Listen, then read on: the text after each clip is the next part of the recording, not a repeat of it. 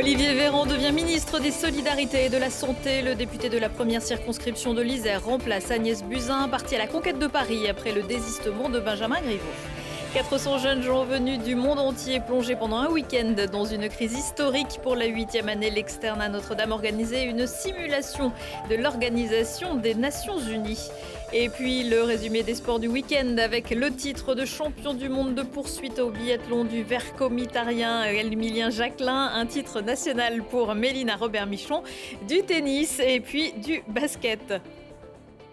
Bonsoir à tous, ravi de vous retrouver dans ce JT du lundi 17 février 2020, toutes les heures à partir de 18h, l'essentiel de l'actualité du Grand Grenoble en moins de 10 minutes. Après Alain Carignon, Geneviève Fioraso et André Valigny, Olivier Véran apporte donc un nouveau ministère à l'Isère, celui des Solidarités et de la Santé, un poste auquel ce médecin rêvait depuis longtemps et qu'il récupère à la faveur d'un week-end politique rocambolesque. Bonjour Charlotte Faulkner. Bonjour Marie-Caroline. C'est donc vous qui allez nous dresser le portrait de celui qui est entré en politique il y a seulement 8 ans. Exactement, Olivier Véran, 39 ans, est neurologue au CHU Grenoble-Alpes. Depuis 2017, il est député La République En Marche de la première circonscription de l'Isère. Diplômé de Sciences Po Paris en gestion et politique de la santé, il a suivi un parcours dans le milieu syndical et associatif. C'est en 2012 que le Grenoblois se lance donc dans la politique aux côtés de la députée iséroise socialiste Geneviève Fioraso.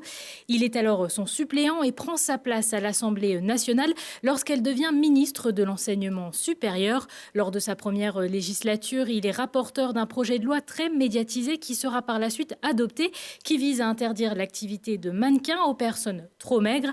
Avant les présidentielles, il fait partie des premiers à quitter le PS pour rejoindre Emmanuel Macron et le mouvement En Marche. Candidat toujours dans la première circonscription aux législatives en 2017, il obtient 68% des voix. En parallèle de ses obligations politiques, Olivier Véran n'a pas quitté son poste au CHU Grenoble-Alpes où il travaille un jour par semaine. Il s'est fait connaître du grand public en proposant dès son élection la suppression des allocations familiales pour les hauts revenus et a également fait voter la taxe soda. Les plateaux télé ne lui font pas peur, bien au contraire. Grand habitué des médias nationaux, il est souvent invité pour soutenir les projets de loi ou encore défendre l'action du gouvernement. Il est depuis 2 ans et demi rapporteur général de la Commission des affaires sociales et récemment, il a été chargé du volet organique de la réforme des retraites. Depuis ce matin, il devient donc ministre des Solidarités et de la Santé. Il succède à Agnès Buzyn, avec qui il était pas plus tard que la semaine dernière lors de son déplacement à Grenoble pour rendre visite aux patients atteints du coronavirus. Alors Charlotte, quels sont les principaux dossiers qui attendent Olivier Véran dans ce double ministère ? Et le moins qu'on puisse dire, c'est que le ministre aura du pain sur la planche. Je vous en parlais il y a quelques instants. Olivier Véran va donc faire face à la gestion de l'épidémie du coronavirus. Depuis plusieurs semaines, l'ancienne ministre de la Santé, Agnès Buzyn, était en première ligne tous les jours pour annoncer les nouveaux cas détectés ou encore pour donner des nouvelles des ressortissants français en Chine.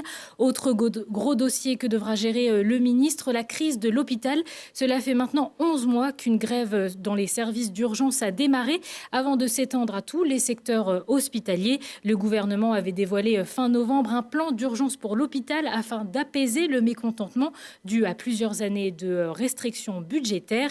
Le ministre des Solidarités devra également s'occuper du dossier explosif de ce quinquennat, la réforme des retraites. Agnès Buzyn était la ministre de tutelle du secrétaire d'État aux retraites. Après plusieurs semaines de grève, le projet de loi arrive ce lundi dans l'hémicycle. Et enfin, le dernier projet sur lequel devra travailler Olivier Véran, la loi Grand Âge, qu'Agnès Buzyn n'aura pas eu le temps de lancer. Initialement prévue pour 2019, la loi a finalement été repoussée à l'été 2020. Une loi qui devra traiter des enjeux liés au vieillissement de la population. Merci beaucoup Charlotte. La première circonscription de l'Isère va donc devoir se passer d'Olivier Véran. C'est sa suppléante Camille Gaillard-Minier qui va prendre sa place à l'Assemblée nationale et sur ce territoire qui se prépare à vivre de prochaines élections municipales. Comme une emblématique, Mélan, qualifié parfois de Dallas de l'agglomération. La carte postale de Mélan est signée Charlotte Faulkner. À la frontière avec la métropole et le Grésivaudan, Mélan est une ville de plus de 18 000 habitants. Située sur les contreforts du massif de la Chartreuse au pied du mont Saint-Hénard, la commune est divisée en deux parties, le Haut-Mélan et le Bas-Mélan, bordés par l'A41. Mélan est desservi par plusieurs lignes de bus, notamment la ligne C1, et verra en 2023 l'arrivée du bus à haut niveau de service afin d'optimiser le temps de parcours entre la commune et Grenoble. Mélan est aussi connu pour héberger le parc de technologie Innovallée où 12 000 personnes travaillent dans 380 entreprises dont 46% sont des start-up. Le Haut-Mélan abrite le Clos des Capucins, un ancien couvent racheté par la ville en 1976, un lieu historique et architectural. Le Bas-Mélan accueille lui la zone commerciale de la Plaine Fleurie ou encore le parc de l'Île d'Amour, un espace naturel de 27 hectares en bordure de l'Isère. Le dernier mandat de la ville de Mélan fut assez tumultueux. Depuis 2014, 3 maires se sont succédés suite à la condamnation de la maire Marie-Christine Tardy en 2016 pour prise illégale d'intérêt. Aujourd'hui, ils sont 4 candidats à briguer le siège de maire. Jean-Philippe Blanc, le maire actuel, membre des Républicains 38. Jean-Claude Perrin, également membre des Républicains 38. Philippe Cardin d'Hiver Gauche et Joël Ours, soutenu par La République En Marche. 4 candidats qui débattront sur notre plateau mardi à 21 h en compagnie de Thibault Leduc. Le débat, un exercice où il faut parfois faire preuve de diplomatie. Pour la 8e année, l'externat Notre-Dame à Grenoble organisait en fin de semaine dernière le modèle francophone grenoblois des Nations Unies. Plusieurs centaines de lycéens bien habillés en costume et tailleurs sont ainsi entrés dans la peau de diplomates. Tout y était, même les petits drapeaux sur les tables et parfois même une ambiance de guerre froide l'ayant veillé. Des ambassadeurs, des juges, des journalistes, on se croirait presque à une conférence de l'ONU. Ce véritable jeu de rôle grandeur nature prend place dans les locaux de l'externat Notre-Dame, où près de 500 étudiants s'essayent, le temps d'un week-end, à la diplomatie et à la justice. On a des avocats, des duos d'avocats qui représentent les deux parties. Ils nous présentent des preuves et ils nous présentent des témoins. Et donc les juges ils vont devoir délibérer sur les preuves après avoir posé les questions qu'ils voulaient. Outre la Cour internationale de justice, 10 autres comités figurent à l'appel pour faire découvrir à des lycéens le fonctionnement de la plus grande instance internationale.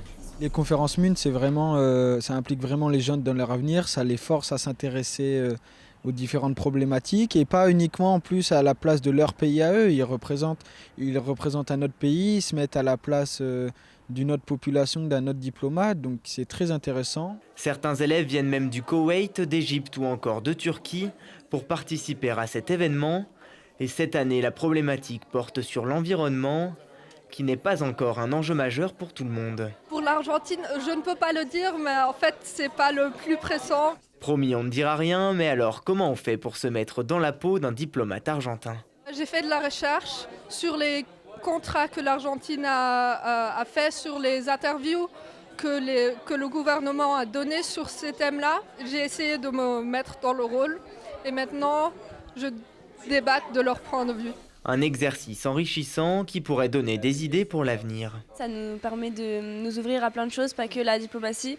Ça nous fait développer plein de connaissances. Donc dans tous les cas, même si ce n'est pas dans la diplomatie, ça nous aidera forcément dans notre futur métier. Pour l'instant, il faut convaincre, passer des alliances ou même céder sur certains points pour négocier d'autres avantages et véritablement rentrer dans la peau d'un diplomate. Après 3 jours de débat, ce sont finalement 80 résolutions qui ont été présentées.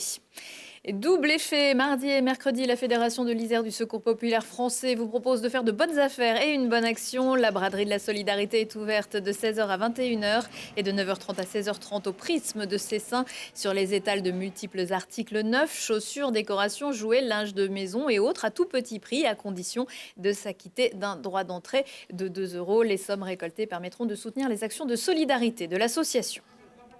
À 24 ans seulement, le biathlète français originaire du Vercors, Émilien Jacquelin, est devenu dimanche en Italie champion du monde de poursuite.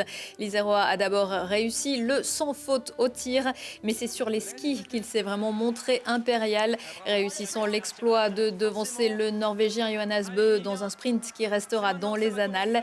Très sollicité depuis dimanche, Émilien Jacquelin est mis au repos et ne participera pas à l'individuel de Coupe du Monde mercredi. Les 4 Français engagés seront Martin Fourcade, Quentin Fillon-Maillet, Simon Détieux et Fabien Claude. La victoire d'Emilien Jacquelin, ce n'est pas la seule belle victoire du week-end pour les Isérois. Le résumé des autres performances, c'est avec Lucille Day.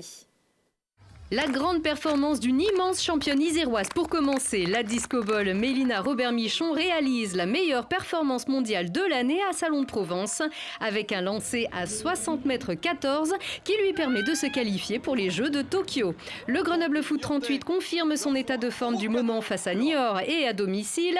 Victoire 3-1 qui ponctue de belle manière une série de 5 matchs sans défaite. Le GF est 9e de Ligue 2. Joli coup pour les basketteuses de la Tronche-Mélan. On peut même parler d'un exploit en déplacement chez le leader de Ligue 2 féminine. Le BCTM est allé battre Aulnois d'un tout petit point qui fait son bonheur.